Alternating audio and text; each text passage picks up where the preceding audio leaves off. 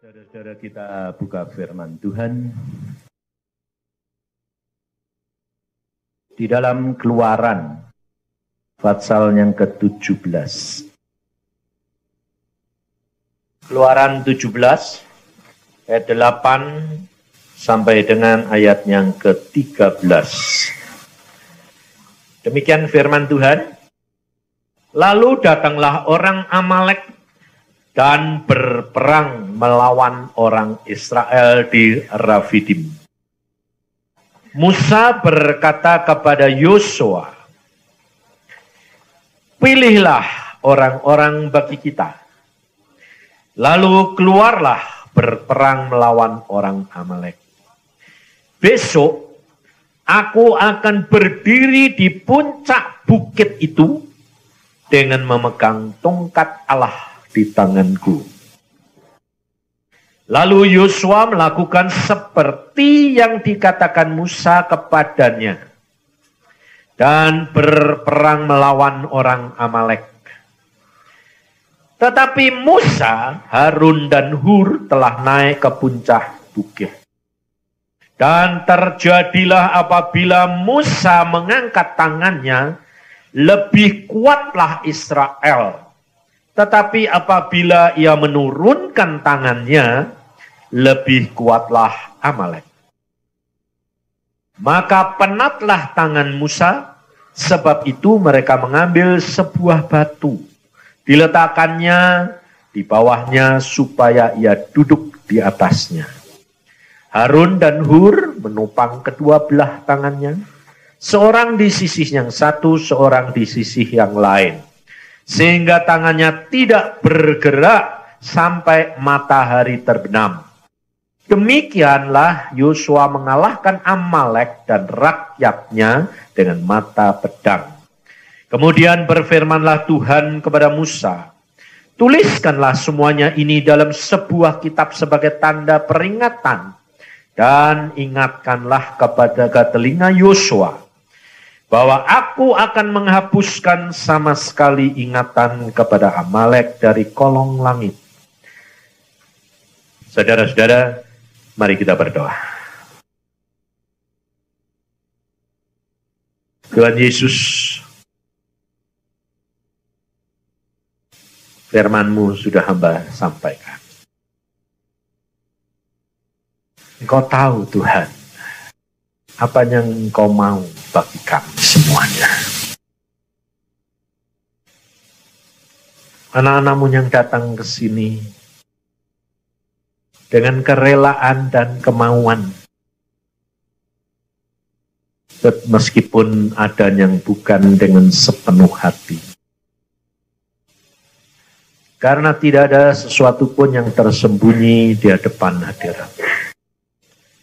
Tapi kami mengucap syukur kalau kami boleh berada di tempat ini, dan kami boleh menyiapkan diri sesuai dengan apa yang Kau mau bagi kami. Supaya rencana-Mu tergenapkan dalam hidup kami, dan kemuliaan-Mu nyata di dalam kami. Terima kasih Tuhan, supaya kerajaan-Mu segera datang dan nama-Mu dipuji-puji. Buat hamba-Mu menyampaikan apa yang Kau mau, supaya nama-Mu dimuliakan. Dalam Tuhan Yesus kami percaya dan mengucap syukur. Amin. Saudara, memang tugasnya Pak Chandra itu untuk tuang sapu. Jadi bersih-bersih. Saya itu enak. Saya nyiapin, dia yang nyapu. Sebabnya apa saudara? Kita ini adalah hamba-hamba Tuhan. Kita harus melakukan bagian-bagian kita sendiri. Jangan dirangkap semua. Kita kepengennya segala sesuatu itu, saya yang nyangkul, yang bajak, saya yang nyiram, saya yang nanam, saya yang nuai. Kepengennya gitulah. Kamu kalau kerja, kepengen menikmati hasil gak? Hah? Hah? Iya. Nah itu namanya pikiranmu belum kok rubah. Baru aku tadi tadi ngomong, setiap hamba Tuhan punya bagian masing-masing. Lah tugasmu apa?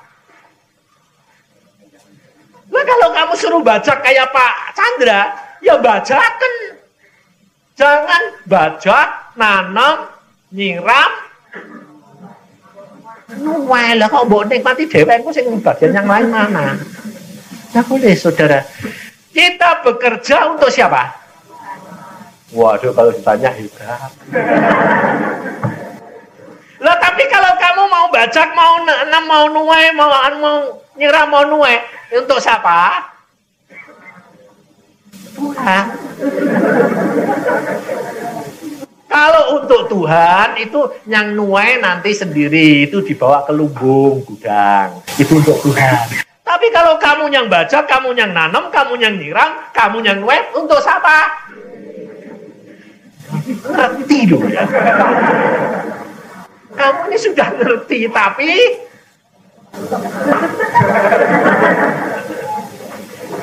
ini loh saudara. Kita kerap kali itu ngerti firman, tapi tidak dapat mengerti bagian kita. Apa? Kita kerap kali selalu tanya, ya bagianku apa? Aku tidak ngelakuin apa-apa. Justru kalau kamu tahu tidak ngelakuin apa-apa, itu yang benar. Kenapa? Kamu perhatikan di dalam Matius 25 dulu. Ada orang sekelompok yang satu berkata waktu ketemu Tuhan Yesus, Tuhan berkata, berbahagialah engkau, hambaku, karena aku sakit, engkau lawa. Aku di dalam penjara, engkau lawa. Aku lapar, kau beri aku makan. Hamba Tuhan ini yang dikatakan berbahagia ini bilang apa? Kapan? Kapan aku lihat engkau sakit? Kapan aku lihat engkau dalam penjara? Kapan aku lihat engkau lapar? Aku tidak pernah melakukan itu. Tuhan berkata, apa yang kamu lakukan terhadap murid-murid Tuhan yang anak-anak Tuhan yang terkecil sekalipun, itu kamu lakukan. Jadi saudara tahu, dia melakukannya itu, dia melakukan untuk Tuhan atau untuk sesama manusia? Hah? Dia tidak sadar kalau melakukan itu untuk Tuhan. Tapi kalau saya tanya kamu melakukan untuk siapa? Tuhan. Lalu kamu selalu tanya, apa ya? Lah kalau kira-kira orang tanya-tanya terus itu, orang ragu-ragu dah. Hah? Orang ragu-ragu dapat apa? Lo yang ngerti lo ya. Kalau orang ragu-ragu itu tidak dapat apa-apa lah, ya kamu kan tahu dong. Nah kok takut ngapain? Kamu kejar-kejar setengah mati. Coba kemarin perhatikan saja. Pak Chandra di sini. Kamu kan panan semua. Wah, aku dapat apa ya? Aku pengen apa ya? Aku minta urapan apa ya? Betul enggak? Jujur. Kamu nunggu-nunggu supaya saya malah pulang. Tuhan perintah dia, panggil Yusa. Saya datang lagi, tek. Dapat yang lebih gede, paling gede, betul enggak? Jatah itu milik Tuhan. Kalau enggak jatahmu, enggak usah direbut-rebut lah. Kalau kamu sudah punya jatah, tetapi hati nuranimu dan motivasimu selalu menengadah, Tuhan tidak pernah terlambat. Makanya kemarin dikatakan, dia bilang, kamu ini kok kepengen lari? Saya sebetulnya bukan kepengen lari. Saya sudah merasa Tuhan kasihmu itu sudah besar, sudah luar biasa, cukup. Jadi mau apa? Mau pulang. Kumpul sama dia. Itu yang saya minta, saya kepengen. Karena apa? Saking rindunya ini sudah tidak ketumungan. Loh, orang kalau rindu itu mesti mikirin yang lain enggak? Kepengennya kumpul terus sama dia. Lah ya, saya itu begitu. Lalu ada orang bilang, Pak Yusa sudah bosan hidup. Wah. Bukan bosan hidup, lebih berbahagia tinggal bersama dengan Tuhan. Sebab saya dijanjikan khusus. Maka pada waktu saya juga seperti kamu sama. Pada waktu orang lain, istri saya lihat rumahnya di surga, saya bilang, Tuhan, engkau kok tidak pernah nunjukin rumahku sih. Sudah kepengen rindu kayak gitu, Tuhan ngomongnya apa? Kamu tidak bakal punya rumah. Bayangin saudara, pengertian saya, ya mesti punya rumah, betul tidak? Tuhan berkata, aku pergi ke sana menyediakan rumah bagimu. Jadi saya juga kepengen. Tuhan malah jawabannya, kamu tidak bakal punya rumah. Tidak punya rumah di sana. Nangis saya. Sebab pengertian saya punya rumah. Nangis saya. Setelah nangis, saya diajak. Diangkat jiwa roh saya. Diangkat. Naik. Masuk. Naik ke surga. Saya lihat bangunan yang, istana yang besar, yang gede-gede, jembatannya saja antar provinsi. Wah, tidak pernah lihat situ tuh, tidak pernah. Saya bilang, wah, loh, ini jembatan apa Tuhan? Saya berdiri di samping dia, tapi di awan, di tinggi, itu bukan di lantai. Ini jembatan apa ini? Kok sampai antar provinsi? Ini jembatan model apa? Ya jembatan layang aja sudah bikin kita kagum ya toh. Antar provinsi. Wah, luar biasa, istananya gede. Waduh, luar biasa. Lalu Tuhan berkata, enaknya menghuni atau enaknya bangun? Enaknya ninggalin toh. Aku bilang, ya enaknya ninggalin dong Tuhan. Yang bangunnya setengah mati. Satu bikin tiangnya, satu bikin apa. Ya tuh kerja setengah mati, saya bilang. Semua pengerjaku itu saya kasih upah. Aku beri rumah. Tapi kamu enggak. Saya pikir aku ini enggak kerja apa-apa. Kok enggak mau kasih rumah itu enggak kerja apa-apa. Tuhan bilang, pekerjaanmu itu cuma melayani aku. Bukan apa-apa.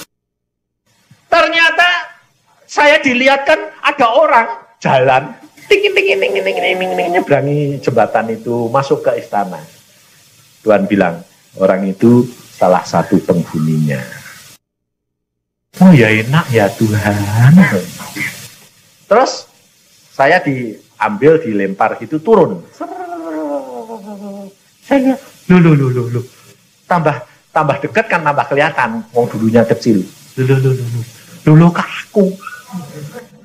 Jadi saya lihat diri saya itu berjalan masuk ke istana.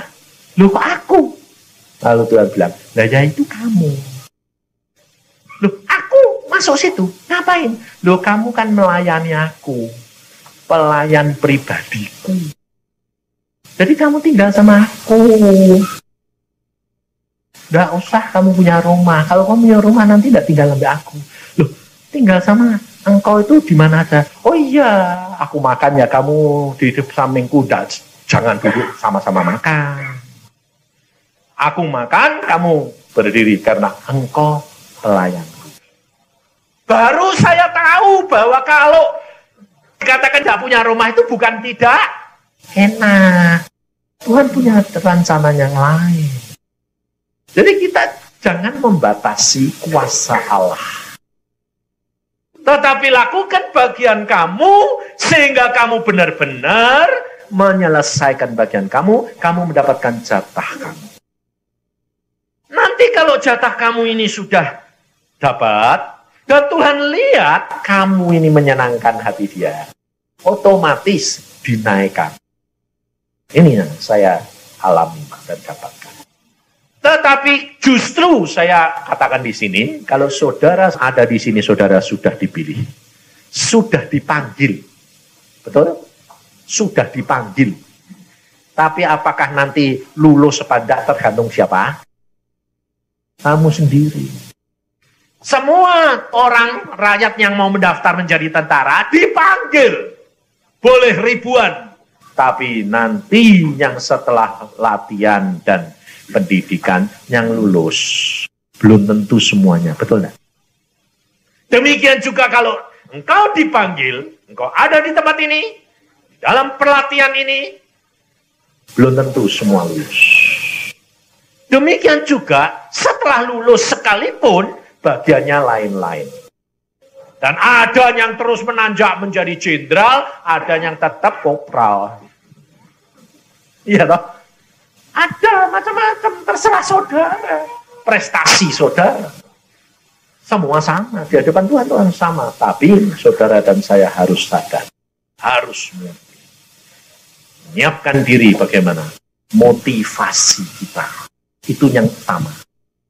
Motivasi kita mau menyenangkan hati Tuhan. Menjadi prajurit yang militan, itu bukan untuk kepentingan diri kita sendiri, saudara. Kita selalu untuk Tuhan, tetapi justru Tuhan mendidik engkau dan saya untuk kepentingan kita. Karena Tuhan mau menyediakan yang terbaik buat saudara dan saya. Meraih jatah. Makanya yang penting motivasi. Dalam pendidikan itu tidak enak. Kalau baru spray, wes ribut. Memang kalau di sini sama dibandingkan di Selat Bintana enak di sana. Saya yang ngomong enak di sana. Sebabnya sana sudah akrab, sudah puluhan tahun dan di sana sudah biasa, enak di sana. Tapi tidak apa-apa, karena Tuhan bilang tidak di sana, di tempat lain. Ya sudah. Berarti Tuhan mau punya maksud, mendidik saudara. Tapi jangan khawatir, waduh, aku waktu masuk sini kok yang ngomel, ya jengkel, ya kecewa, ya komplain. Nah, itu pertama. Tidak apa-apa, belum berarti kamu gagal, belum. Yang penting kan akhirnya, ya toh. Bukan permulaannya toh. Permulaan tuh biasa, ngomel semua biasa. Kayak hamba Tuhan yang diceritakan sama Chandra, dia dipanggil Tuhan, dingin-dingin, berdoa di atas tempat tidur, Tuhan bilang, turun ke bawah. Dingin Tuhan. Turun. Tetap terjadi bantah-bantahan enggak? Biasa, saya juga gitu. Jadi jangan dikira kalau hamba-hamba Tuhan ini tuh, ya amen, nurun. Bilang, biasanya hamba-hamba Tuhan mesti orang pemberontak semuanya. Biasanya pemberontak, nakal, gila-gilaan, kotor, najis. Baru nanti kalau kepegang Tuhan dimurnikan baru militan. Kenapa? Sudah biasa. Jadi dicemplungi bleng. Kemana saja biasa. Saya pertama kali waktu setelah dipanggil Tuhan, saya dicemplungi di mana? Dibawa ke Kalimantan. Tidak zaman saya sekarang enak, ada aqua. Kemana-mana bawa aqua, minum. Di sana waktu saya dibawa ke Kuala Kapuas, kemudian saya di atas, tidurnya itu di atas sungai. Saya ditanyakan, biasa hamba Tuhan kan dihargai. Pak mau minum apa? Pikir saya, sederhana aja lah, air putih. Tidak ada. Wah, hamba Tuhan ini lebih dihargai ya toh. Minta air putih tidak ada. Berarti naik ke atas ya. Terus saya bilang, yang ada apa? Teh atau kopi? Wah, lumayan. Tapi pikiran saya jadi bingung. Air putih tidak ada. Kok teh sama kopi ada? Nah, lalu bikinnya teh ini dari mana? Saya pikir. Lalu tanya saya, loh, kenapa air putih tidak ada? Airnya tidak ada yang putih. Loh, airnya tidak ada yang putih? Tidak ada. Loh, lah warnanya apa? Coklat. Lalu dia bilang, coklat. Oh. Sedang di sebelah kamar saya, babi. Kok babi? Sebelah situ, WC. Kamar mandi. Saya lihat, coklat. Airnya dari mana? Dari sini.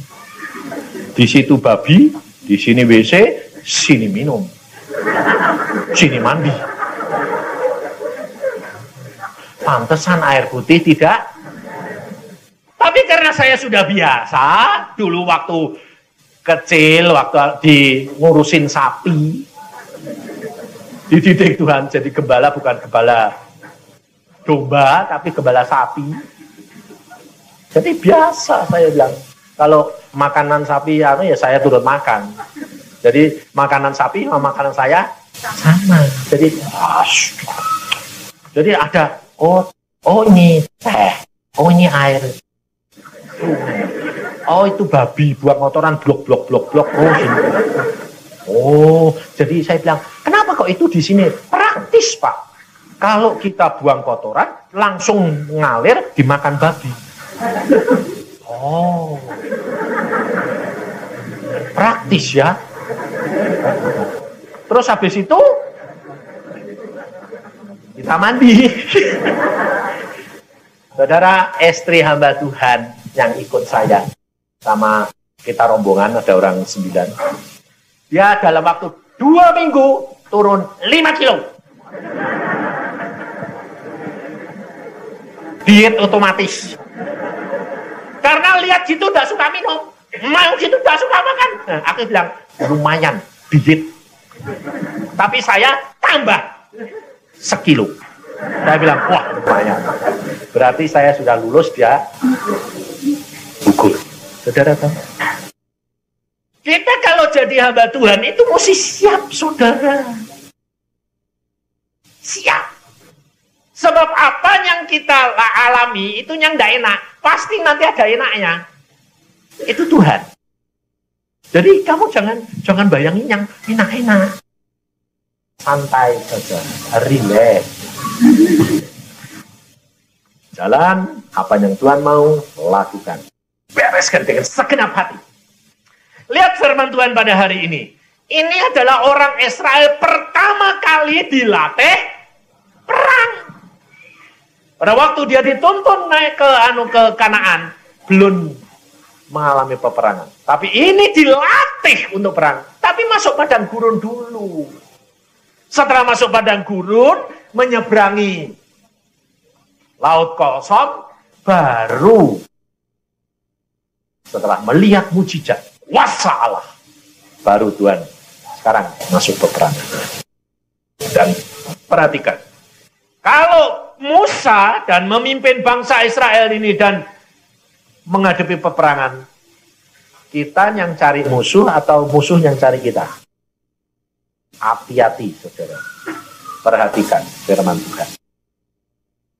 Kerap kali kalau kita sudah punya urapan, kalau kita sudah punya perlengkapan, kita bangga, nyanyi tadi dong, kita bangga kita punya Allah seperti Yesus.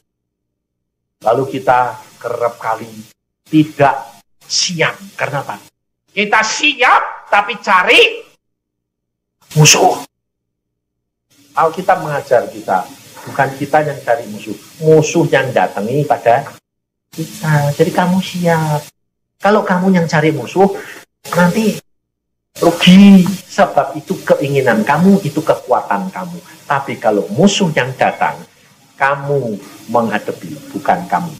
Tapi kamu bersama dengan Allah. Jadi tenang aja. Kemarin saya lihat ada yang sudah dibersihkan, mau pelayanan pelepasan. Nah, walau sudah diurapi, wah, pelayanan pelepasan. Habis itu, kalau sudah merasa diurapi, Musa punya senjata, punya perlengkapan. Kamu siap atau kamu yang cari orang kerasukan setan? Hah? Diam saja, sadar. Kalau enggak kadang-kadang gini, wah itu ada, dengar, itu ada orang, kerasukan setan. Mana? Kan sudah urapan. Jangan gampang-gampang. Engkau adalah seorang pelayan, engkau seorang prajurit, pemimpinmu siapa? Tuhan Yesus. Penolongmu siapa? Roh Al-Kudus. Jadi ada komandonya. Kalau dia komandonya belum ngomong, jangan bergerak. Rugi. Capek. Dan bayarnya mahal luar biasa. Ini dialami oleh seseorang. Dia sudah punya karunia pelepasan, pelayanan, segala. Wah, benar. Demikian ada orang kerasukan setan, nenek-nenek, wah, suaminya ngusir, dia ikut datang. Pikirnya sudah siap, dak, diusir, plak, setannya pergi, dia tidak sadar, besoknya setannya ada di tempat nyonyai. Tahu-tahu bangun tidur, besoknya persis tingkah lakunya kayak nenek. Suaminya kaget, loh, kok persis nenek kemarin yang tak usir. Diam. Nanti kalau diajak ngomong kayak macan. Suaminya deket-deket mau diterkam. Aduh. Lalu hamba-hamba Tuhan kumpul, tengkingi sehari semalam tidak keluar. Masuk ke tukang tengking, tidak keluar. Hari kedua tidak keluar. Saya sudah dipanggil sama suaminya, Pak, tolong dong Pak. Ya, tapi saya nunggu bos dulu dong. Komandonya, saya tanya Tuhan bagaimana. Dia tidak jawab, ya saya diam dulu, santai saja. Wah, hamba Tuhan bilang gini, Pak Yusak, kamu ini tidak punya kasih. Memang kelihatannya tidak punya kasih, betul tidak? Wong ada orang gitu kok dibiarin. Saya juga ngomong sama diri saya. Ya, aku ini tidak punya kasih, ya tahu nih. Wong cuek aja itu. Lah tapi wong bosku bilang tidak ngomong, aku suruh ngomong apa? Nanti di sana dicakar macan. Aku bilang enggak, aku nantilah. Akhirnya hari ketiga jam 2 malam. Sudah kecapean semuanya, sudah loyo. Jam 2 malam saya diketok. Pak Yusak, tolongin dong. Kamu ini kok enggak sayang sama kita. Sayang sih sayang. Kamu sama Tuhan Yesus sayang mana? Ya sayang Tuhan Yesus. Lah kok dia diem saja? Aku ini cuma budake. Hambanya. Ya suruh diem. Belum disuruh ya diem aja. Ngapain kamu? Ya tapi ini piye? Lah ya piye? Lah kamu. Lah tidak tahu aku bilang itu. Tidak tahu. Dia belum ngomong. Sedang saya ngomong gitu, dia ngomong. Loh itu Tuhan. Sedang saya bilang, dia tidak ngomong. Dia diem. Nah terus dia tidak tahu. Ngomong. Ikut. Oh ya ikut. Jadi hamba Tuhan ini bilang, hah ikut. Ya suruh ikut. Pikirnya, sudah sampai sana terus langsung bertindak. Ikut. Sampai di sana, dia tak ngomong apa-apa. Lah saya duduk. Lalu hamba Tuhan ini bilang, loh kamu sudah sampai sini kok duduk? Lah suruh apa? Lah ya diusir. Loh lah belum disuruh. Lah kok duduk? Loh lah bosnya belum ngomong. Berapa? 1/4 jam. Duduk. Sama jadi semua ya. Lah aku ya. Baru gitu dia ngomong. Sekarang. Cuma ngomongnya sekecap. Sekarang. Nah dia bilang cuma sekarang ya. Aku bilang, setan. Ya aku yang ngomong sama setan itu. Setan. Dia bilang, ya aku sudah ngerti. Jadi saya tidak berbuat apa-apa. Cuma saya bilang, setan. Ya aku sudah ngerti. Loh, lah kalau kamu sudah ngerti, padahal aku tidak ngerti apa-apa. Lah kalau kamu sudah ngerti, ya lakukan. Ya, sekarang saya mau keluar. Lah ya sudah keluar. Oh, mau keluar. Baru aku ngerti. Sekarang berarti waktunya sudah habis. Sudah datang. Jadi jangan kira kalau hamba Tuhan tuh gini terus ngerti segala-galanya. Kamu tuh nganggap saya tuh ngerti segala-galanya. Padahal aku tidak ngerti apa-apa. Jadi kalau kamu nganggap aku ngerti itu kamu yang bodoh. Wah aku tidak ngerti apa-apa. Jadi kalau kemarin saya kan dapat urapan istimewa toh. Wah, yang lain bilang, tuh sudah baru terima tuh, itu dong doain saya dong. Ngawur. Saya terima, bisa ya nggak tahu apa-apa. Jangan dikira kalau saya kemarin terima urapan itu, terus saya ngerasain setrum. panas, dingin. Itu flu.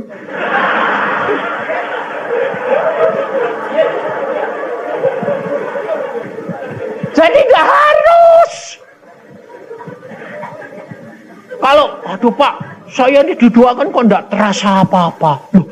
Loh kok nggak terasa apa-apa? Jadi kamu maunya supaya terasa.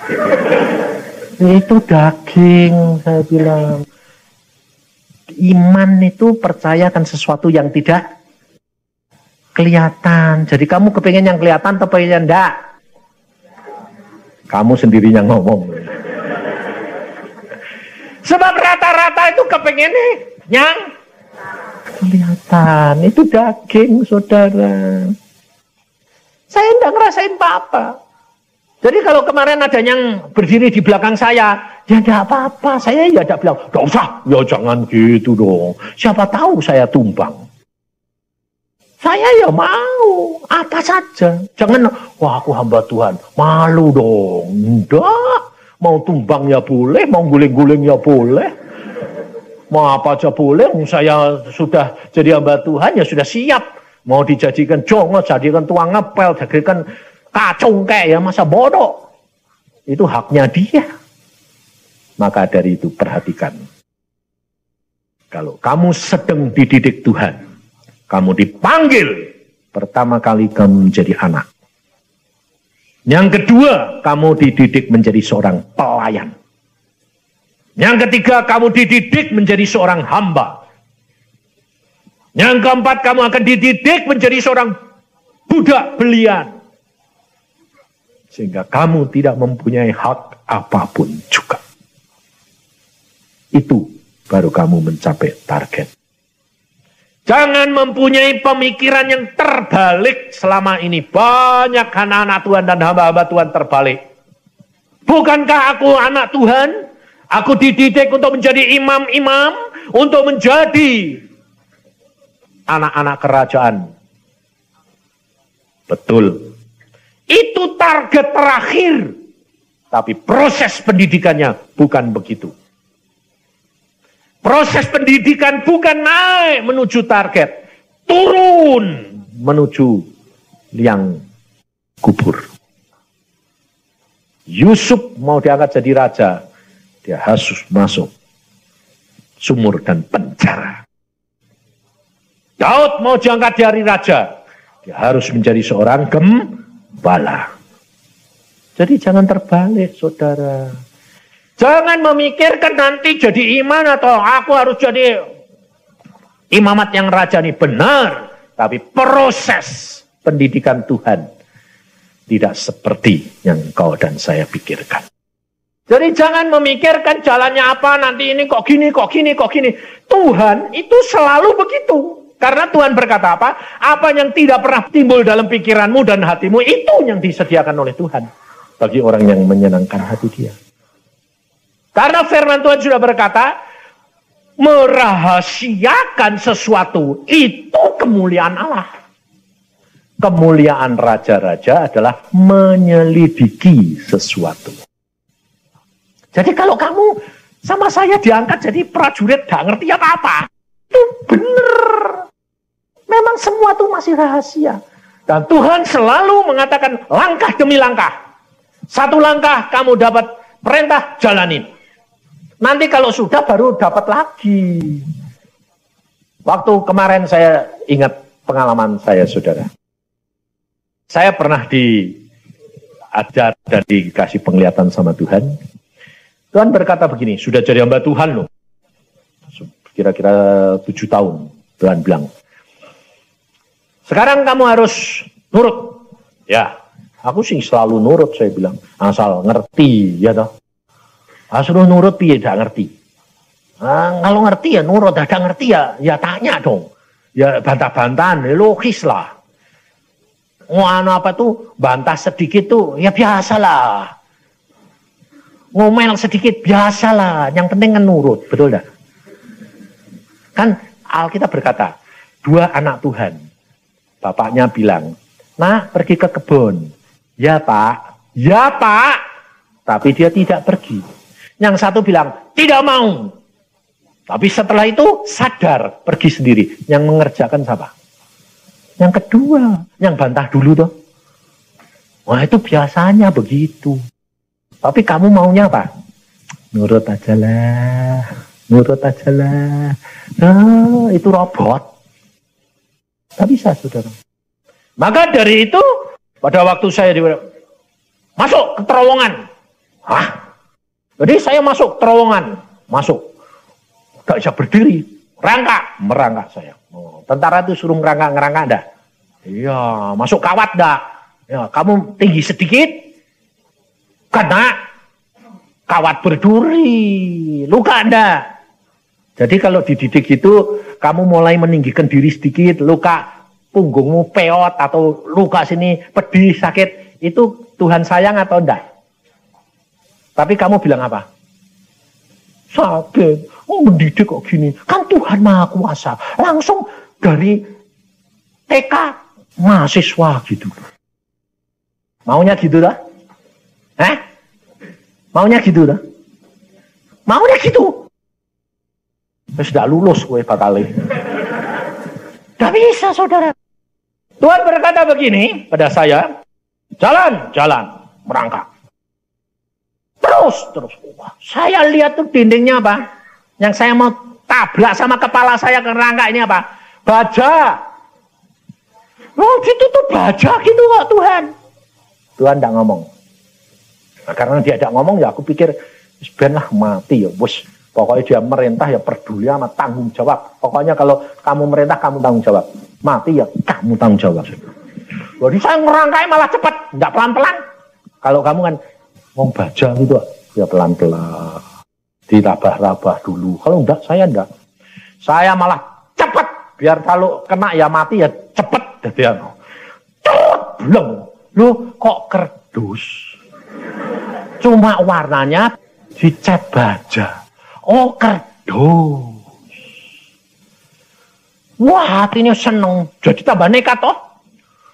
Kawat. Saya lihat kawat. Pikirku oh tali paling. Tak tendang blek kawat sungguhan. Waduh. Mental saya. Lalu Tuhan bilang apa? Nah, karena kamu punya motivasi sudah mulai menggampangkan loh. Oh tidak boleh Tuhan, tidak boleh. Semua mesti hadapi dengan sungguh-sungguh hati, kesiapsiagaan. Kawat, tendang blok, kok kawat? Lah yang bilang tidak kawat siapa? Loh tadi kan baja. Tapi karena kamu menurut aku dan bersandar kepadaku, baja sekalipun jadi kerdus. Oh, jadi bukan asalnya kerdus. Tidak, Tuhan bilang. Masa Tuhan nipu? Mana Alkitab ada? Petrus di dalam penjara di pintu besi sekalipun terbuka dengan sendirinya. Kayak zaman kita sekarang loh, pintu buka sendiri kalau kita ke bank kemana-mana.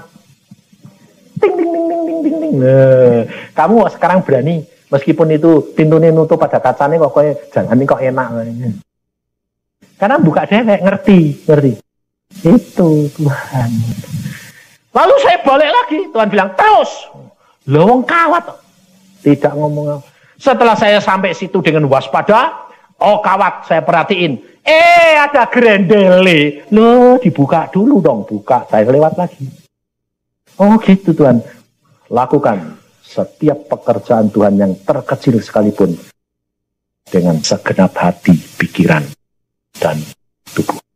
Maka kalau di sini orang Amalek dia datang, nyerang, Musa berkata, Yosua kumpulkan orang, perang. Yosua ini pelayannya Musa, gak pernah perang. Tukang nunggu waktu Musa naik ke atas gunung 40 hari 40 malam. Musanya sih ketemu Tuhan, Yosuanya di mana? Nunggu. Musanya enak, nggak lapar. Ketemu Tuhan tuh nggak lapar, nggak haus. Yosua lapar nggak? Lapar. Oh, orang nunggu. Kalau kamu ke dokter nunggu, kira-kira 1-2 jam, kesel dah? Hah? Kesel? Ini 40 hari, 40 malam? Bayangin, saudara. Saya pun dididik Tuhan. Nama saya Yosua. Yusa. Tuhan bilang, masuk pengasingan. Ya. Berapa hari Tuhan? 40 hari. Ya. Masuk. Sudah masuk. Sembahyang, baca Alkitab, sembahyang. Siang malam. Tengah malam pun kadang-kadang Tuhan datang. Kali ini 6 hari 6 malam tidak dihampiri. Waduh, sembahyang cari Tuhan rasanya kok sepi. Tahu rasanya kalau Tuhan tidak hadir? Suasananya itu nggak kuat, nggak enak. Waduh, ini piye ini. Sampai saya bilang, aduh, sehari tidak apa-apa, mungkin besok. 2 hari tidak apa-apa, 3 hari bulan besok, mungkin besok. Harap terus. 6 hari harapannya putus. 6 hari 6 malam sembahyang, baca Alkitab, sembahyang, tidak keluar rumah, tidak keluar di dalam terus. Wah, akhirnya tidak kuat. Hari ke-7 pagi-pagi saya ngomong gini, ngomong sendiri. Yang suruh saya ini nyendiri ini siapa?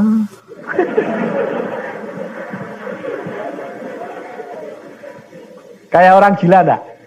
Hah? Kamu jadi orang Kristen itu kalau belum dicap dunia gila, belum Kristen. Sebab suka ngomong dewek. Aku bilang, yang nyuruh aku ngasingkan diri ini siapa?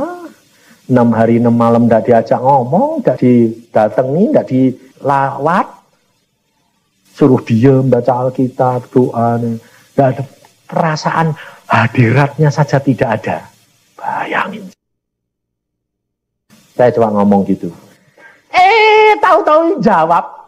Apakah begitu itu hambaku yang setia? Mati. Loh Tuhan, aku tidak ngerasain apa-apa, engkau tidak hadir. Apa kamu kira aku tidak tetap nemeni kamu? Kamu hidup di dalam roh, bukan di dalam daging.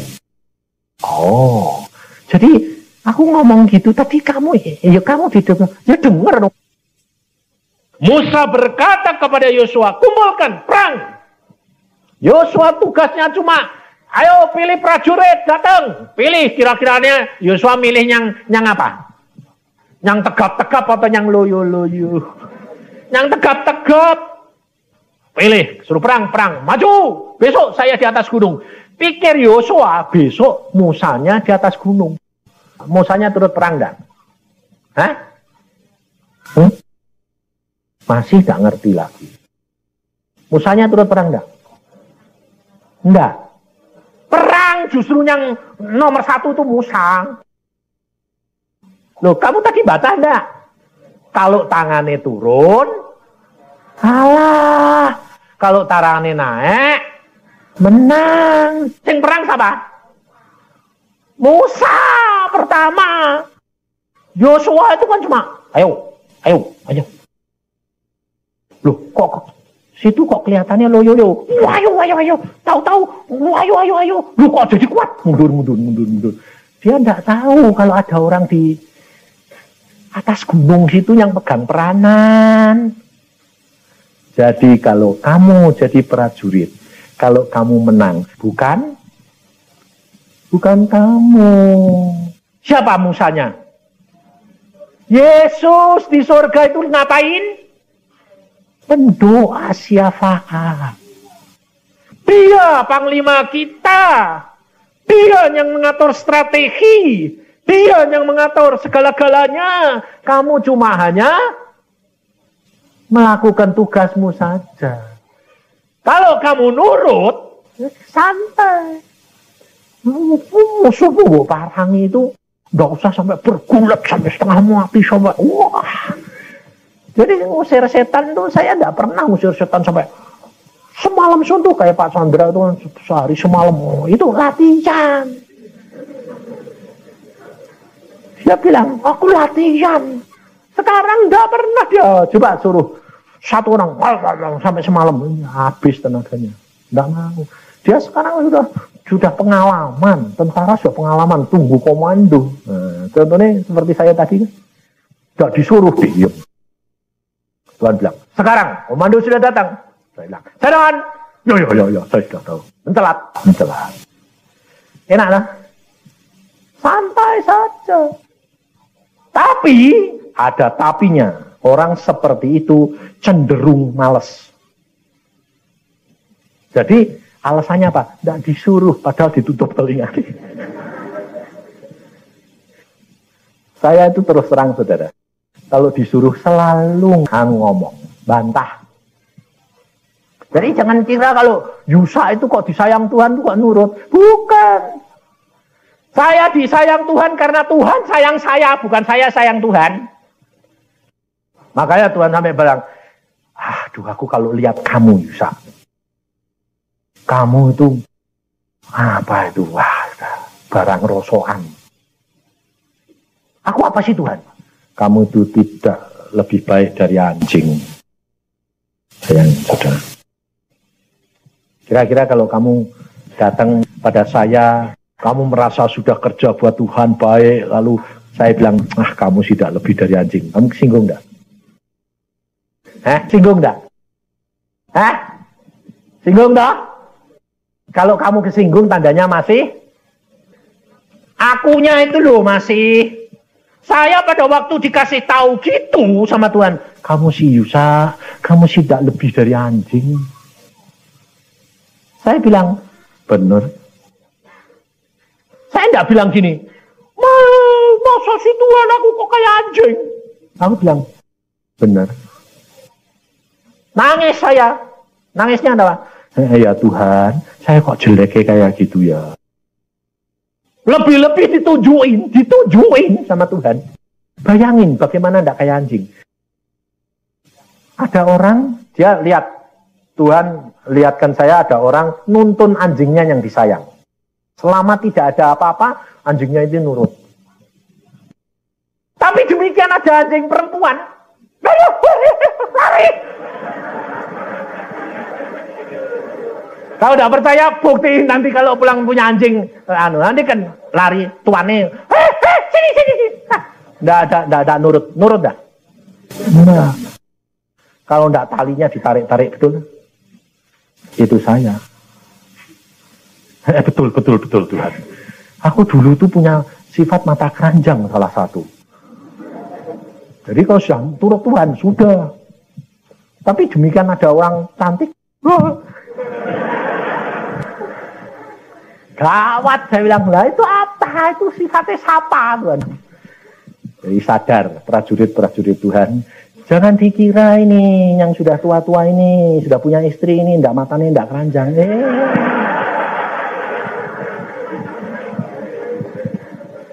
Istri-istri, kamu harus sadar, belum tentu. Kelihatan di depan kamu sih, iya mah.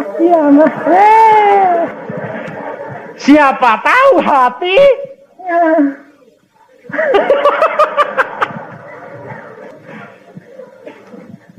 Maka dari itu saudara, kita harus menyadari bahwa kita punya kelemahan. Itu yang Tuhan mau. Gak usah disimpan percuma. Saya kalau ngajar kamu tuh loh, transparan, terbuka sajalah. Kamu mau berbuat apa, kamu bergaul karib dengan Roh Kudus, ngomong sama dia. Sebab dia penolongmu.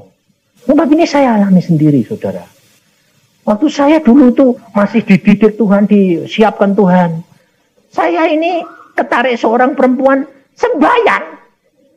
Loh, wong sudah punya istri anak, ketarik perempuan kok sembahyang? Tuhan, aku kok ketarik itu?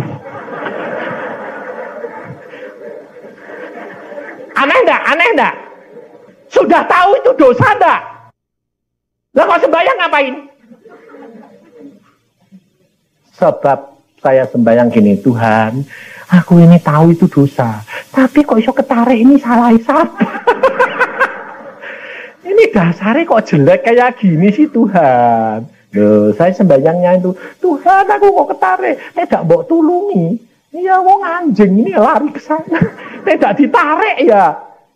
Payah, lepas ya hilang. Saat itu jam 3. Berlutut loh saya sembahyang di atas tempat tidur. ngomong sama Tuhan, mau berbuat dosa ya ngomong, cerita sama Tuhan. Tuhan ini hadir. Saya lihat, ada jubah putih mbak kaki. Tuhan, mau gini nggak bisa. Kepengen lihat atasnya ini nggak bisa. Terus dia megang kepala saya, dilus-lus gini. Yusa, aku mengasihi engkau. Bayangin saudara. Yusa, aku mengasihi engkau. Orang mau berbuat dosa lapor, malah didatangi, malah dia ngomong, aku mengasihi engkau. Nangis luar biasa, lupa enggak? Itu Tuhan. Loh, makanya saya itu mengenal dia pribadi, saudara. Bergaul karib, segala sesuatu tanya. Mau berbuat apa? Tanya, komunikasi dengan dia, konsultasi. Dia penolongmu. Tidak akan jatuh. Kenapa? Sebab segala sesuatu sudah diatur oleh dia. Di dalam dia ada kekuatan, kamu sendiri tidak mampu. Sebab kita kerap kali, saudara ngalami, aku tidak mau bohong Pak, baru ngomong gitu sudah bohong. Aku tidak mau marah Pak, baru masuk kamar, keluar ketemu pembantu, marah. Betul tidak? Sebab kita tidak mampu. Makanya ngomong sama Tuhan. Nanti dia akan menolong kamu. Nah, pada waktu Yosua sudah maju, perhatikan, Musa sendiri pun tidak tahu. Dia tidak diberitahu Tuhan bahwa kalau dia ngangkat tangan, lalu bangsa Israel menang. Kalau turun, kalah. Tidak diberitahu. Musa hanya tahu pada waktu dia naik, tangannya, lihat, bangsa Israel menang. Ya capek toh. Turun. Dulu, kok kalah. Lu kok kalah? Demikian dia kalah, dia sembahyang. Dia taunya sebetulnya bukan naik, ngangkat tangan. Dia lihat orang sudah menang, tidak sembahyang. Kamu juga gitu dah. Kalau kehidupan sudah menang, doanya sudah dikabulkan, semuanya sudah semus, sembahyangnya jadi kurang atau tambah? Hah? Kurang. Nah, kalau kurang bakalnya hati-hati menjurus kepada kekalahan. Cepat. Kalau kamu tahu sembayangnya banyak, naikkan tangan, sembayang banyak, menang. Kalau tahu menang, harusnya tambah sembayangnya. Capek, ya memang capek, ganjel. Jadi sarana itu dibutuhkan, saudara. Harun dan Hur angkat, pegang tangannya. Membutuhkan orang lain karena kamu sendiri tidak akan mampu. Yosua tidak tahu kemenangan itu hanya karena doa Musa. Musa tidak tahu kalau dia kemenangan bangsa Israel karena doa dia. Setelah lihat buah hasil, dia baru tahu, oh begitu. Saudara dan saya membaca firman Tuhan, dibekali semuanya. Tinggal bagian kita perhatikan apa yang kita harus lakukan. Yang kita harus lakukan, tunggu apa yang Tuhan mau. Lihat apa yang terdapat di dalam Keluaran 33. Keluaran 33 ayat 11. Dan Tuhan berbicara kepada Musa dengan berhadapan muka seperti seorang berbicara kepada temannya. Kemudian kembalilah ia ke perkemahan, tetapi abdinya Yosua bin Nun, seorang yang masih muda, tidaklah meninggalkan kemah itu. Ada hal yang istimewa di dalam hidup Yosua. Dia adalah abdi Musa, pelayan Musa. Tapi pada waktu Musa masuk ke dalam ruang suci, pertemuan, Yosua tidak ikut. Karena bagian dia cuma melayani, lalu di depan pintu. Tetapi pada waktu Musa selesai berbicara dengan Tuhan, dia pergi ke perkemahan. Yosua turut Musa atau tetap tinggal di tempat? tetap tinggal di tempat. Kalau dilihat sepintas seolah-olah Yosua ini tidak setia terhadap Musa. Tapi dia setia terhadap bagian yang dia harus lakukan.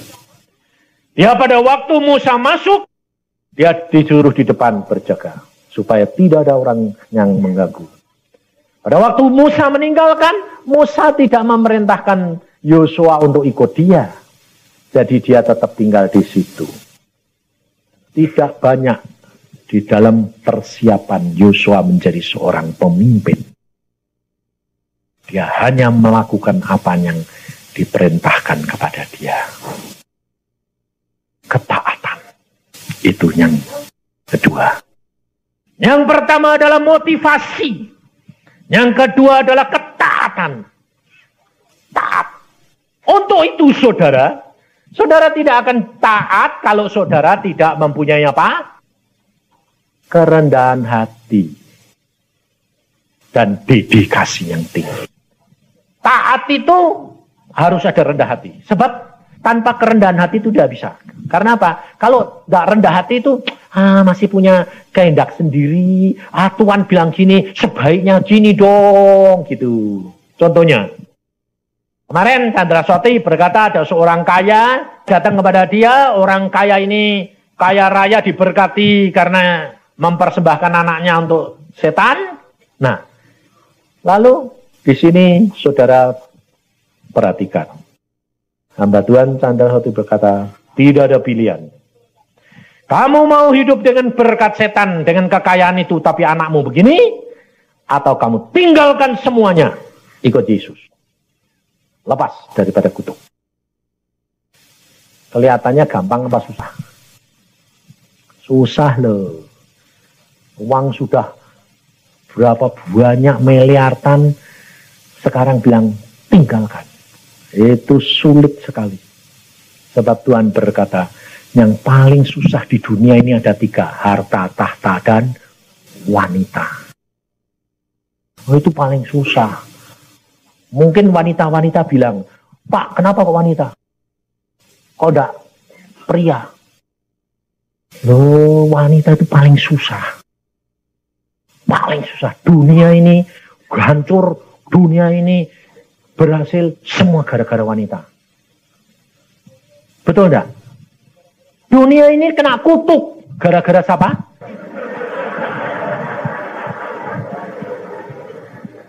Tapi dunia ini selamat gara-gara siapa?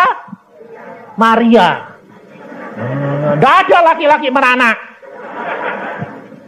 Jadi, wah, saya sampai kenapa sih Tuhan kok harta, tahta, wanita? Wanita itu salah satu persis sama dengan harta. Harta yang Salomo saja berkata, kalau kamu dapat istri, lebih daripada dapat emas dan perak. Loh, wanita lagi. Wah. Kok tidak ada? Kalau kamu dapat suami, kamu dapat segala. Tidak ada Tuhan, tidak ada. Sebabnya apa? Laki-laki itu mata keranjang. Tapi wanita itu biasanya setia. Kalau satu ya satu, ada 2 ya tidak apa-apa. Tapi wanita sekarang sudah berubah. Kamu 1, saya 2. Gawat, saya bilang, duh wanita zaman sekarang. Iya, Tuhan bilang, itu sama dengan uang. Kalau uang itu kamu senang uang, dia akan menguasai kamu. Demikian juga wanita. Kalau wanita sudah berkuasa, wah, sudah repot. Sebab itu leher. Kepalanya itu laki, lehernya wanita. Kepala ini bisa gini-gini gara-gara siapa? Kalau lahirnya kaku, jalannya. Jadi yang ngatur siapa? Ngerti ya, wanita yang ngatur. Jadi suami-suami ini berhasil atau brengsek atau salah siapa?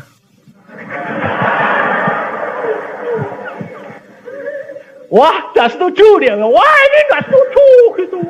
Loh, karena tidak setujunya karena memang belum ngerti, tidak apa-apa. Maksud saya itu gini, yang wanita-wanita tidak setuju ini pasti begini. Lah dia nyelewengin bukan gara-gara saya sih Pak. Ya dah, betul, memang bukan gara-gara kamu. Tapi kuncinya di tempat kamu. Kalau kuncinya mau pegang nih, pintunya tidak buka.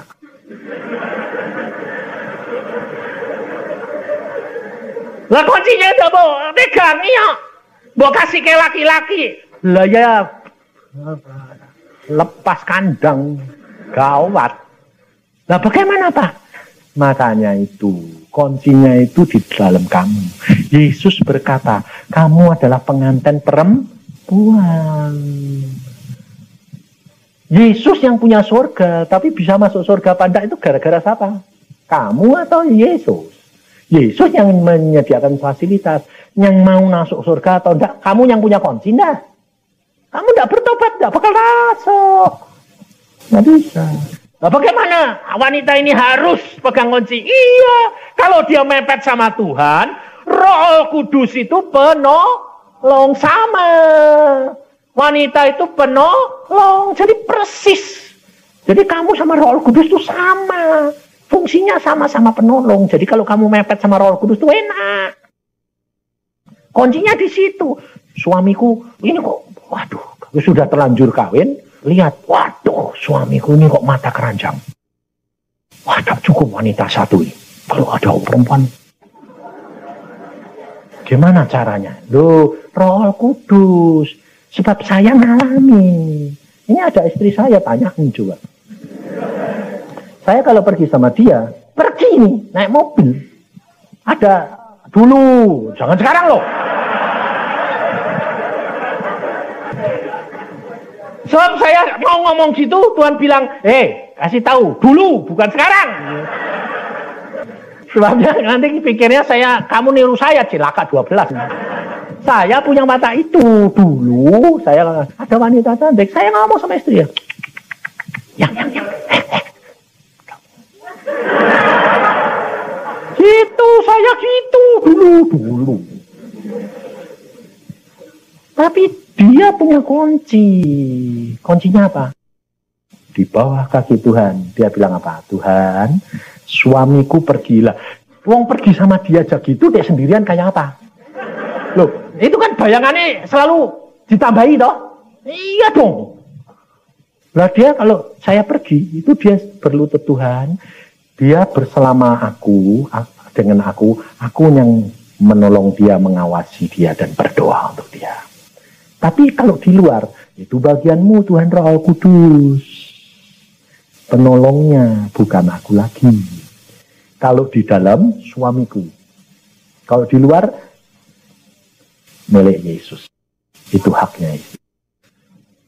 Saya itu ngerasain, makanya saya tahu, waduh ini mesti ada apa? Saya itu kalau mau berbuat dosa, ada sepasang mata lihat saya. Saya bilang, ini kenapa sih kok dilihati terus? Gak taunya yang lihat itu pendoa. Matanya di mana-mana. Nah mau berbuat dosa diawasi kan risih. Tapi di sini banyak bapak-bapaknya nggak risih. Kenapa? Karena ibu-ibu udah megang kuncinya. Maka dari itu saudara, sebetulnya itu firman Tuhan itu luar biasa gampang. Relax. Sampai satu saat Tuhan ngomong sama saya, kamu sekarang sudah tidak mempunyai kelemahan itu lagi. Aku sudah angkat karena sudah dibayar lunas. Hilang saudara. Sampai saya ya bingung. Loh kok hilang? Tak cari tidak ada. Jadi saya kalau lihat kamu semua ini cantik apa enggak, mobilnya kok sama. Jadi sekarang beda saudara. Saya beda sekarang. Lihat perempuan semua itu, saya bilang loh kok tidak bisa ketarik Tuhan. Loh sudah hilang. Kamu bisa katakan dari istrimu toh. Oh.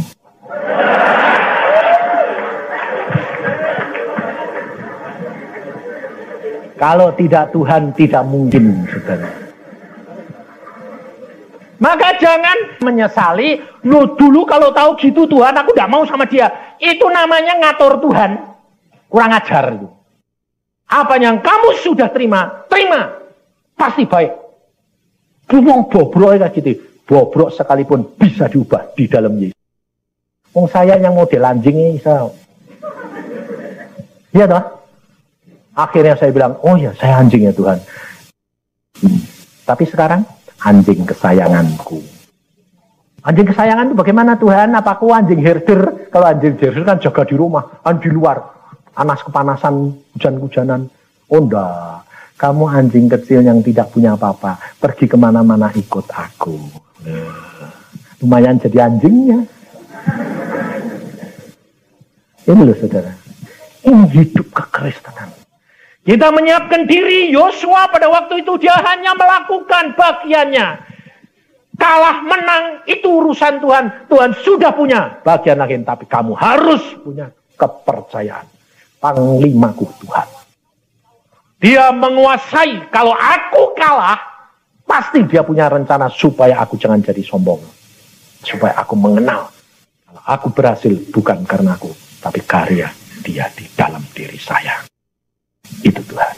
Maka kalau saudara ini hari ini dipanggil, saudara dipanggil, saudara disiapkan. Tadi malam sudah sebagian besar sudah dibabati semua sama hamba Tuhan Sandra. Saya tinggal nyiapin. Sebab hari ini saudara, tiga-tiga ini jabatannya kenabian semua. Aneh enggak? Hamba Tuhannya tiga-tiga ini semua kenabian. Semua wahyu. Enggak tahu apa-apa. Mau diomongin apa, enggak tahu. Pokoknya Tuhan suruh apa, ngomong saja. Enggak ada yang pengajar, enggak ada yang enggak. Ini memang pelatihan.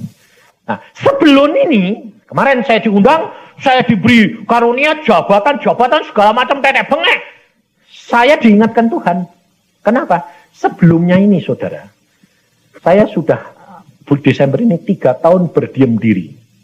Tuhan bilang, kamu sekarang tidak pergi penginjilan, kamu diam diri, sembahyang. 1 hari 5-6 jam. Ya, dan bulan ini terakhir 3 tahun persis. Sebelumnya itu Tuhan sudah ngomong, malamnya saya diberi penglihatan, loh Tuhan, kok aku engkau panggil lagi? Saya dipanggil. Yusa, sini. Kenapa? Masuk. Latihan, komando. Loh, saya kan sudah mau pensiun. Saya ngomong, saudara. Loh, saya kan sudah pensiun. Sudah diam diri. Engkau dulu yang ngomong sama saya. Berhenti. Kok sekarang kamu latihan lagi? Saya tahu saudara, saya bukan prajurit biasa. Saya salah satu seorang pemimpin. Tapi Tuhan berkata, masuk dalam latihan. Latihan bagaimana? Jadi prajurit. Oh, soalnya kalau tidak latihan lagi dari prajurit lagi, tidak akan dapat memimpin pasukan komando di depan. Biasanya kalau jenderal-jenderal itu sudah mulai mau pensiun itu cuma di belakang meja. Nah, Tuhan berkata, masuk, turut latihan. Aduh, turut latihan lagi Tuhan. Ya saya ya sama dengan saudara. Aduh, udah tua ini. Chandra itu baru 53. Saya tuh 62. Udah 62 ini suruh latihan lagi. Masuk. Ya sudah lah. Mau suruh masuk. Tek mati ya beneran lah. Malah kemarin sudah pulang dipanggil lagi. Saya kaget loh, ini kok ada bawa anduk kayak tukang bakso ini. Apa karena keringetnya banyak mau dilap-lap? Gak taunya dikalungin saya. Ada orang yang ngomong gini, Pak, anduknya kasih saya. Loh. Nanti estafet dong, kasih saya dong, Pak. Ya kalau Tuhan suruh. Kalau enggak ya enggak tahu. Ya, belum tentu, anak saya aja belum tentu. Kalau Tuhan suruh, nah saya nih hambanya, nyuruh ngalirkan, kasih siapa ya, kasih saja. Saudara tahu. Tahun depan, kita harus benar-benar berani menghadapi. Memang Hamba Tuhan Chandra berkata, kasih ini dicurahkan. Betul. Tapi jangan berpikir kalau kasih dicurahkan itu berarti enak. Kan Tuhan itu kasih. Ingat, Tuhan Yesus berkata, karena aku mengasihi Bapakku, aku melakukan apa yang Bapak mau. Bapak mau engkau naik ke atas kayu salib. Yesus berkata, Bapak, jikalau boleh cawan ini lewat. Tapi bapaknya ngomong, jangan atau diem. Tergantung kamu. Tergantung Yesus. Kalau engkau mengasihi aku, lakukan segala firman-Ku. Ini yang Tuhan mau, saudara. Kasih itu akan dicurahkan luar biasa. Tapi harga yang saudara dan saya harus bayar. Dan ini harus kita bayar. Amin. Tuhan Yesus, Engkau siapkan dan berbicara terus kepada tiap-tiap anak-Mu di tempat ini. Supaya mereka tahu dan menerima nanti yang kedua. Dan mereka akan tahu apa yang harus disiapkan untuk dirinya. Karena hamba percaya motivasi mereka sudah mulai diluruskan dan lurus. Dan mereka sudah tahu bahwa itu ada ketaatan. Ada kerendahan hati dan dedikasi. Yang Kau tuntut dari kami. Tapi langkah apa selanjutnya yang harus kami lakukan, Tuhan? Kami mau bayar harganya. Kami tahu kerap kali sakit. Kerap kali tidak cocok dengan kepikiran kami. Kerap kali kami membantah, tapi kami mau, Tuhan. Bukan kami mau melarikan diri, tapi kami mau. Karena kami tahu rencana-Mu indah bagi kami. Terima kasih, Bapak. Biar semuanya itu jadi sesuai dengan rencana dan kehendak-Mu. Dan kami dapat menggenapkannya hanya karena karya-Mu, Tuhan Roh Kudus, di dalam hidup kami.